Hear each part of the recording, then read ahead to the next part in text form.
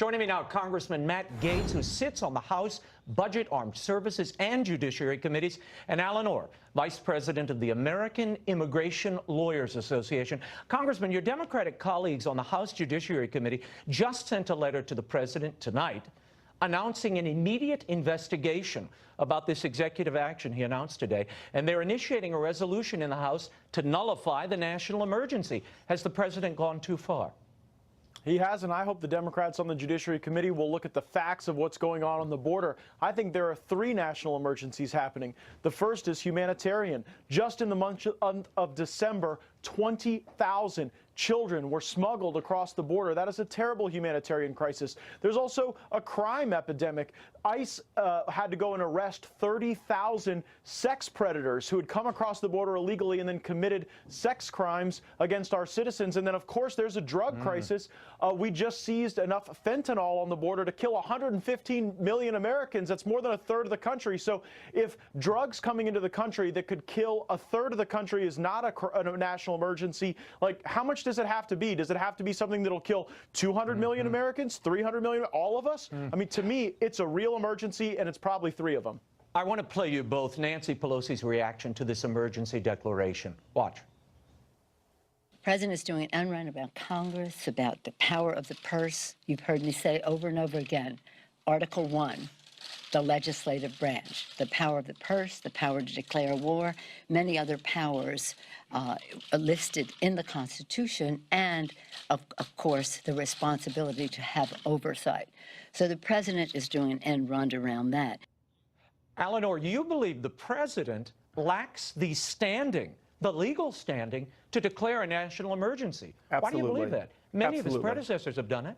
Absolutely. It's not about what the predecessors have done. It's about what this president is doing. And it's different than what the predecessors have done, because in all of the cases before, the predecessors did not reallocate money from Congress for emergencies that just don't exist. So when we talk about all of these numbers and increases at the border in crime, then it really isn't consistent with the evidence and the receipts that we have from Senator Nelson, which says that family and children are presenting themselves for asylum, which is a legal form of entry to this country, which a wall does not prevent.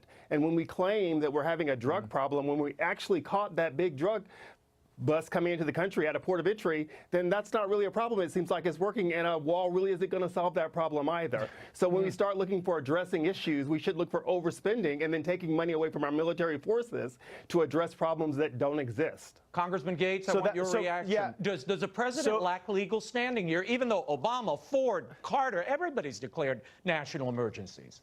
Well, I'm an Article 1 guy, but the Congress did authorize and appropriate funds to stop critical drug trafficking corridors. One of the Title 10 authorities under Section 284 that the President's going to use is precisely the type of money that we would intend for this purpose. Also, the military construction money is precisely intended to aid in the protection of the country. This is an entirely appropriate use for those funds. But, like, to say that because we found enough fentanyl to kill 115 million Americans, everything's fine, that's like saying because Chicago is the murder capital of the United States and we catch a bunch of people committing murder, that we shouldn't worry about murder there anymore. Absolutely not saying that at all. It's somewhat of a fallacy. I'm not saying that at all. And actually, he declared the emergency under the War Act, not under the Drug Act. It was actually 10 U.S.C.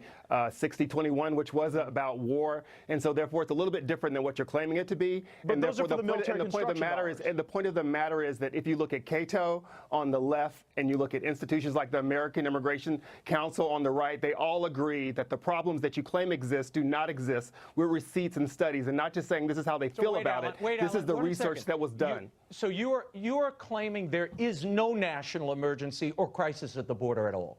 Yeah, I don't know what that means. Saying that, what do you mean by there's an emergency, there's a crisis? It means that we should be addressing the people who are applying for asylum in the lawful manner. No, so therefore, what I'm saying is there's no legal emergency that requires an $8 trillion wall. That is what I'm saying to you. Congressman, I'm going to let you react to that. I mean, is there a crisis at the border, and how would you characterize it? Congressman Gaetz. One, it's an $8 billion wall, not an $8 trillion wall. 2, Senator Nelson is no longer in the Senate. He was beat by Rick Scott. And 3, the fact that you've got all these people that are using our porous border to bring crime into the country, these stats are real. There were 30,000 people that ICE had to go and detain who committed sex crimes. You think about how many more thousands of victims that were impacted by that. And the point is, these are entirely preventable crimes. There's a lot of crime that goes on in our country that we can't prevent, but if we have a physical barrier at the border where the cartels and traffickers can't bring people here illegally, we can 100% stop those crimes.